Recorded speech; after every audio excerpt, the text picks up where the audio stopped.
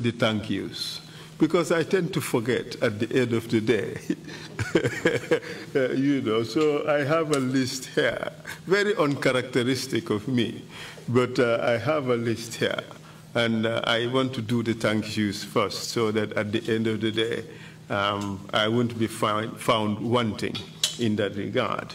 So charity begins at home. Let me first thank the wonderful ladies who make me look good when I do my work.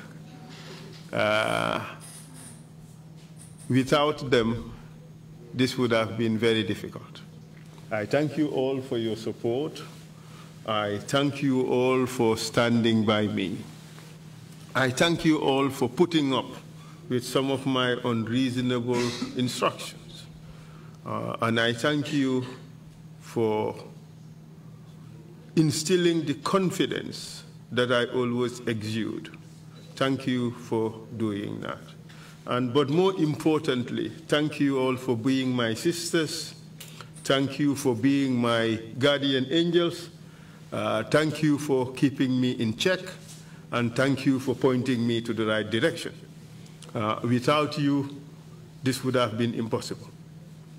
And I also recall fondly Horeja Baragay, who contributed immensely to the work of the Commission.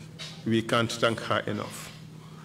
And the legal team's work could not have been done well without the investigations. And I thank Abdou Mane, for leading the investigation team and for unearthing all the material, all the evidence that's been presented before this commission. And before him, there was Alaji Barrow. And I also take this opportunity to thank him for doing a splendid job for the commission and to this nation. And to all those who supported us, the Secretariat, they've been fantastic. They saw to all our needs, which made it possible for us to do this job, especially all the specialized units of the Secretariat. We worked mostly with the victim support unit and the psychosocial support unit and all those other units. Thank you for everything. We also thank the interpreters, the cleaners, and even the cafeteria personnel for feeding us coffee, for me, mburo liver now and again, and all that. So we thank you all. We've been a little family here, ably led by Dr. Cisse. He does not like to be called that way. He likes us to call him Lamin. And thank you, Lamin, for showing us great leadership and for showing us humility, for showing us straightforwardness, and for showing us commitments to the job. And that's been quite wonderful. Mr. Chair, I took this job because I felt at the time that terrible things had happened in my country. The call of duty has arrived. I had to do something about it. And for that, I thank Honorable Abubakar Tambedu very much for giving me the opportunity to serve my country in the capacity of lead counsel to the TRRC. When I took the job, little did I know that it was going to be the most important work I have ever done. I have done cases of the highest order. I have done cases that are most complex. I have done cases that are much talked about everywhere else, from genocide against sitting head of states to some of the most notorious rebels. I have done them all. And I thought I have seen it all. But little did I know that the information that I was receiving about my country, disturbing as it was in fact the tip of the iceberg. I remember that day at the Sunset Beach Hotel when I gave that presentation on how to investigate these cases. And we tried to chart out a map on what the investigations was going to be. I mean, much of it came off head from our brainstorming exercise, and I didn't see much of it. But, Mr. Chair, sooner I discovered that we are dealing with a very dark chapter in our history. I realized that what we were dealing with was a beast with many heads. A member of the team just tipped me a little while ago, suggesting that perhaps I should have given a closing statement. I recall I discussed this issue with the chair, and we agreed to defer that to some other day. But I can't really stave off the temptation to say a few words about what we have achieved here.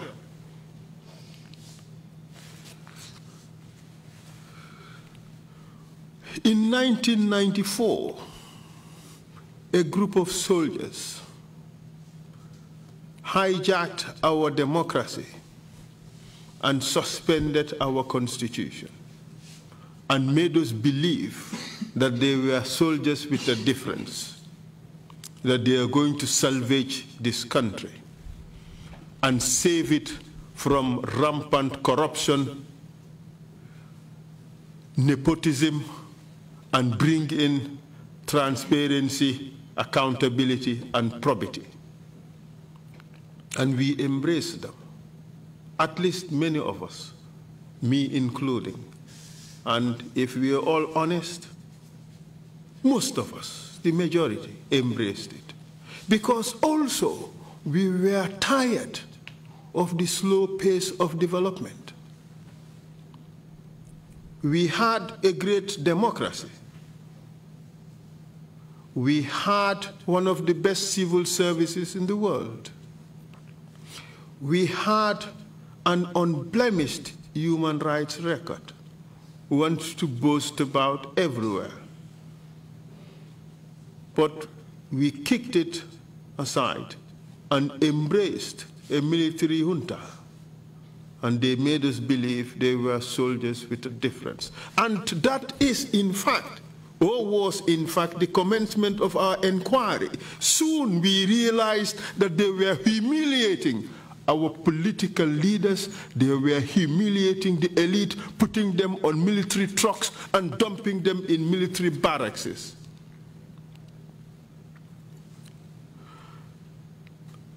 They attacked people on the roads to show power. People were shot at by these convoys. We have received evidence from the actual perpetrators. Sana Sabali himself came here and told the commission all those shenanigans they were doing. They were imposing their will on the Gambian people in the most dastardly manner. Mr. Chair, we saw them attack the security personnel and dumped most of the senior security officers in jail unlawfully. Unlawfully. And we have seen how on the night of September 6th, they Nicodemously went to the jail and unlawfully tortured and brutalized these senior military officers. It was done cowardly. We have had Edward Singate testify about it. We have had Ibrahim Chongan testify about it, and a host of older soldiers testify about this. I wasn't prepared, Mr. Chair, to deliver closing arguments, but we would give you a gist, a flavor of what we were dealing with. As if that was not enough, in the night of September, they started arresting our political leaders again and torturing them at Mile 2 prisons. We've had We have had Edward Singate talk about how he managed to stop it. We have heard Sana Sabali talk about how he did it, how OJ and others became victims. But this was just these little symptoms that were emerging. Lawyer Usman Silla wrote to Jammeh and told him how he was seeing the seeds of dictatorship being showed and how Jammeh was planning to self-perpetuate himself in power and that he must stop. He was one of the few brave men who dared the burgeoning dictatorship and protested directly to those concerned. But these guys, they had a different agenda. As they were pushing constitutional reform with a view to bringing in a new constitution, it was quite obvious, at least to lawyer Usman Silla, that these people had no intention of relinquishing power. Even if we were to return to democracy, it would be democracy as per members of the junta, democracy as per Yahya Jammeh. And the facts would soon unfold, Mr. Chair. As the junta started taking the necessary steps to silence all sections of Gambian society so that Jammeh can self-perpetuate himself in power. And we have seen the steps he's taken. The first was to silence the soldiers. We have heard what happened in November 11, where they took 11 officers and men of the Gambian National Army and executed them in cold blood, in utter blatant violation of the law. These men were unarmed. They were stripped, almost naked, humiliated. They were tortured and executed. And we have heard how the leaders sat before the commission and derided the international conventions that apply to all men of civilized people of civilized behavior, the Geneva Conventions and the additional protocols. Much to your chagrin, Mr. Chair, because I could recall you telling Sana Sabali, I spent years teaching generals about these rules. You sit here and tell us that these are not important. They disregarded completely the applicability or the application of these laws and did what they wanted. I recall Edward Singate saying, Jammeh told us to take no prisoners. And he interpreted that as an order to kill all the ringleaders. And that is what they did. On Remembrance Day, or day before Remembrance Day, they executed their colleagues in cold blood. They wanted to silence those who could potentially challenge their authority. But they did not stop there. The next step was to see who were the dissenters. Quickly, Sana Sabali realized that they are off onto the wrong track. Soon, Yahya Jammeh had different ideas. Sana had to go because Sana had the audacity to say, no, we got to go back to the barracks. We've heard Edward Singate about how they hatched a plan and eliminated him and falsely accused him of something he never did and has no clue about, dumped him in prison, tortured him, and secured a conviction of him for 9 years. He even testified before the commission that he served his term. They wouldn't even let him out. Well, we have seen his name on the wish list. How did you call it? The spiritual hit list of Yahya Jammeh. he was that much of a nuisance to him, he too deserved to die, at least spiritually. And then Koro Ceesay came. And then come Koro Ceesay, a young man with the brightest future ahead of him, super brilliant, of high intellect, wonderful training. Because he objected to their nefarious plans, they had to silence him. But knowing Koro, sacking him from the job would not have silenced him, they decided to silence him permanently. Those were the words of Mustafa Marong, former Minister of Justice, who appeared before this commission. And that was the beginning of the crisis we were going to face. Because at that stage, Gambians started acquiescing.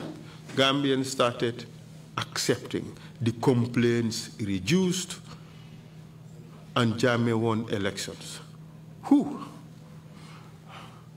The beginning of much more trouble to come. In order to further solidify his power, he started attacking the media. We have heard how over 140 personnel of the media fraternity were arrested, detained, and some tortured. We have heard how media houses were attacked and burnt, including that of our chief executive, Baba Gale Jallow, who on several occasions was whisked to the NIA, threatened and intimidated, like many of his colleagues who had to end up in exile. Because Jammeh had to muscle the media.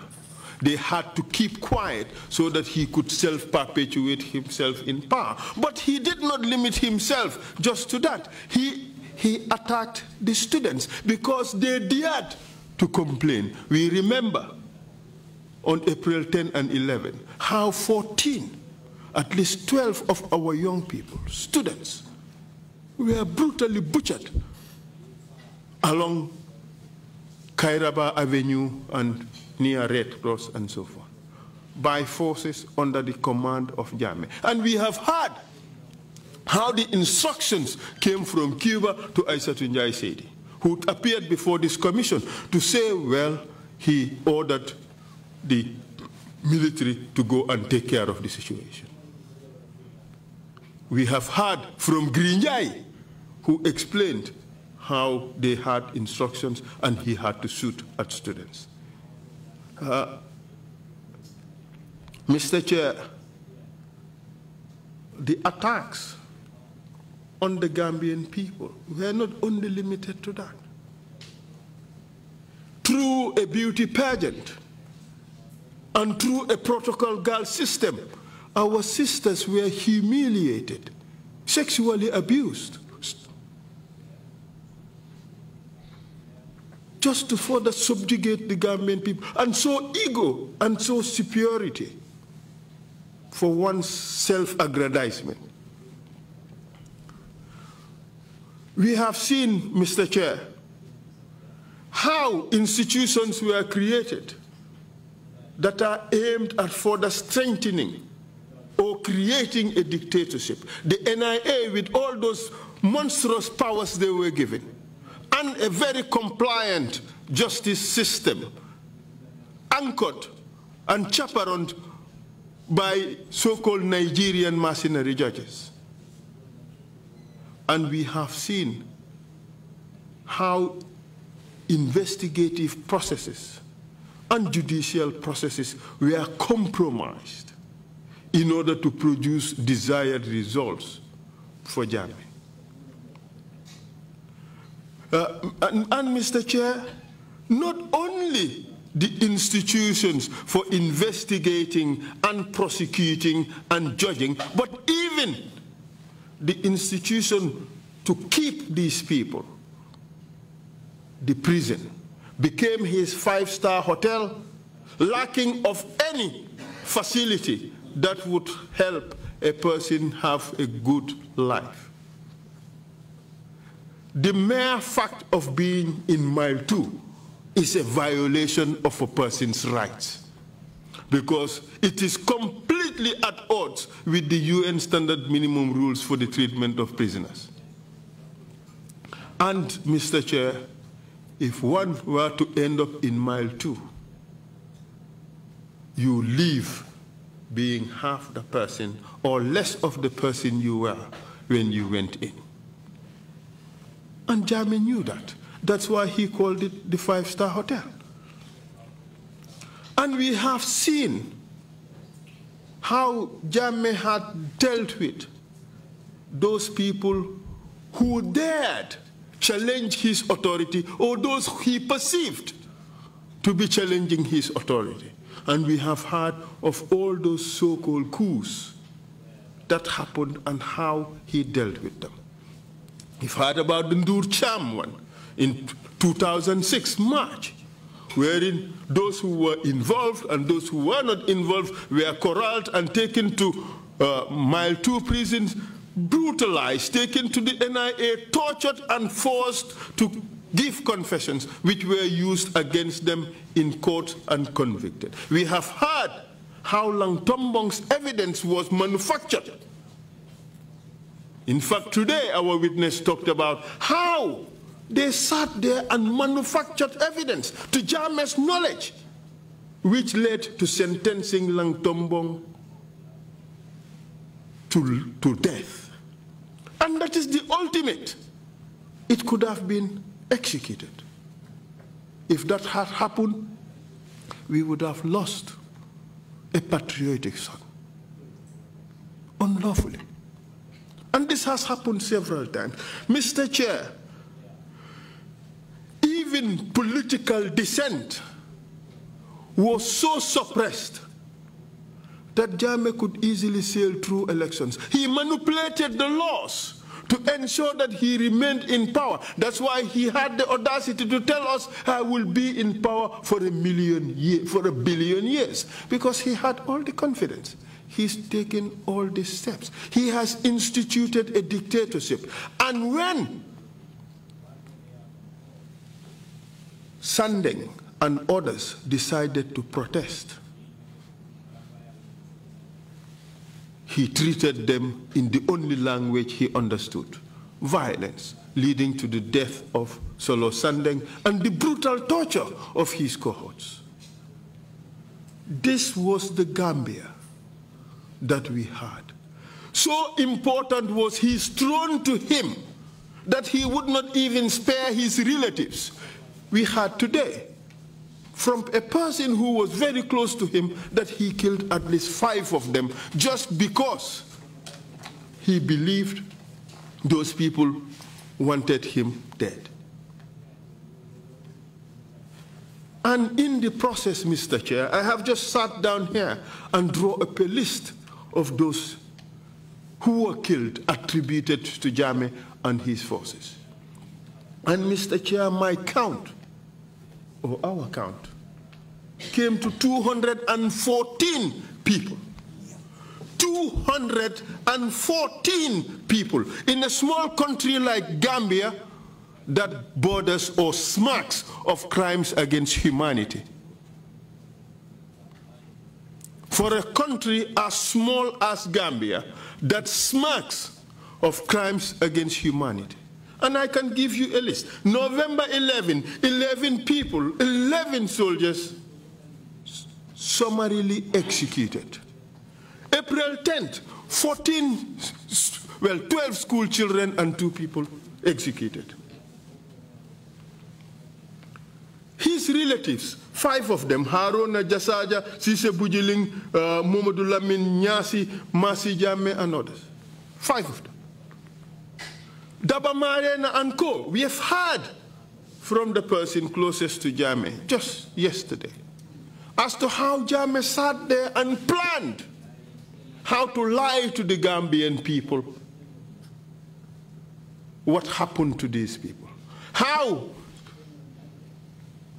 Tumbul Tamba called and said, tell him fucking mission accomplished.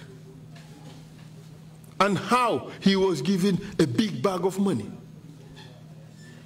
Daba Marena and co. lost their lives unnecessarily. They did nothing. We've heard how the West African migrants were butchered in several places around the country, 67 of them. Initially, we thought there were 34, then 44, then 57, and ultimately 67 people butchered. And the government went on a campaign to cover this up. Well, we have had even today the witch hunting exercise that was ordered by Jammeh. 41 people died. A lot of them our grandmothers and our grandfathers. Humiliated, tortured, some sexually abused. We've heard about the fraudulent PATP, that is the President Alternative Treatment Program. We've heard that. Well, only one person claimed to have been cured, and that person did not come to the commission. It's being rumored out there. But everybody else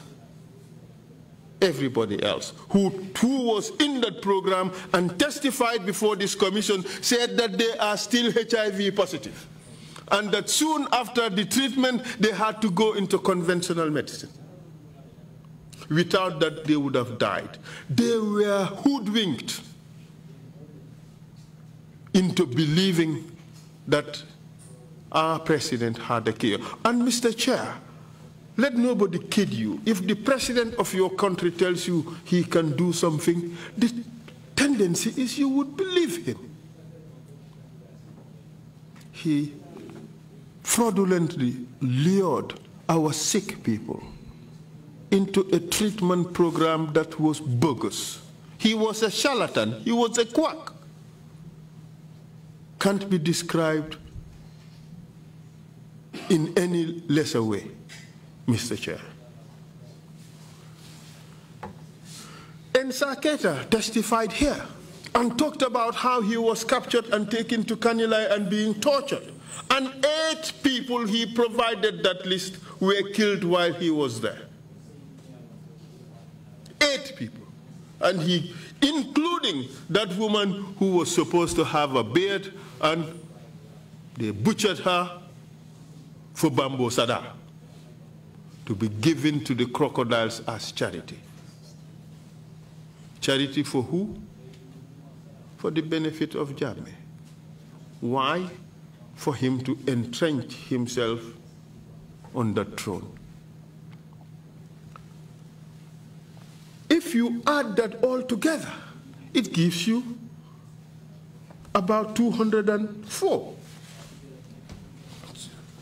Well, yes, about 204. And then we have written down another list of those who are not counted. Korosise, Usman Korosise, Deda Haidara, Baba Diop, Ndongo Mboup, Soldaw, Mahawa Cham, Ndur Cham, Toumane Diallo, Abdoulaye Gueye, Alma Momane, Ahmadou Doumbouya, Daouda Niassi, Mustafa Koli, Ilo Diallo, Mariama Kamara and her husband Alpha Diallo. This we've not been able to investigate conclusively yet, but we are still at it. Mahmoud Sise and Ibu Job. We had Oya. He testified before here. He said Yahya Jammeh instructed them to chop them up. It wasn't sufficient to just kill them. It wasn't sufficient to decapitate them. They had to chop them up. Gruesome. Gruesome. Gruesome. And Tumbul Tamba, and I will come back to him. The Nigerian killed by Almamo Mane after the Jammeh convoy. Well, we've had Jallo today and yesterday saying Jammeh protected him. This was a country where if you kill in the name of the head of state, you get protected or even get promoted. This was the Gambia we lived in.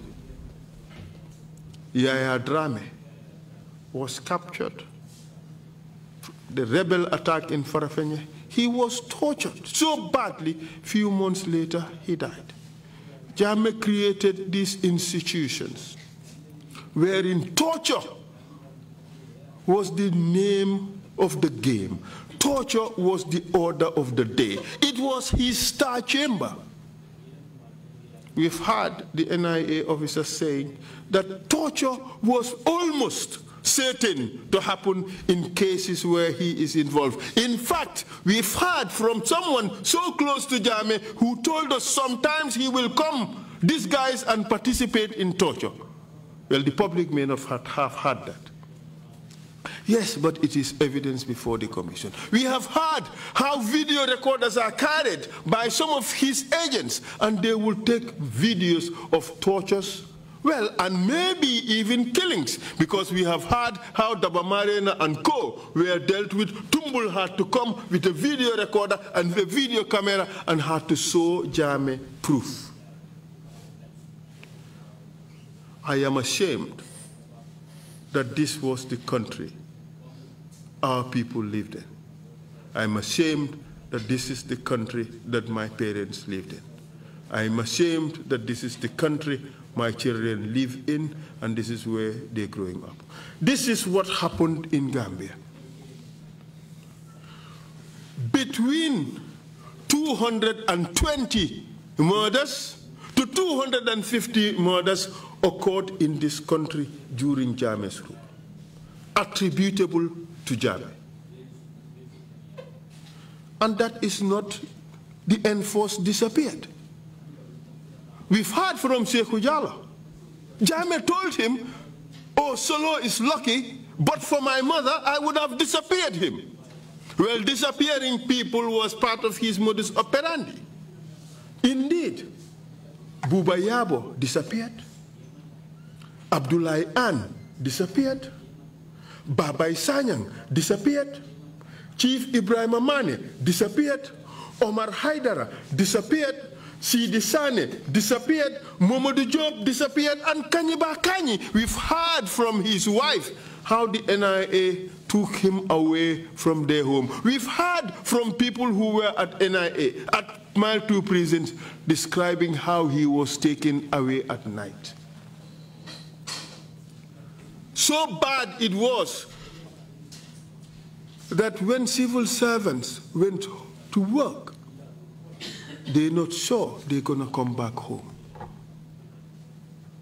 And to tame the civil service, he had the laws to do it.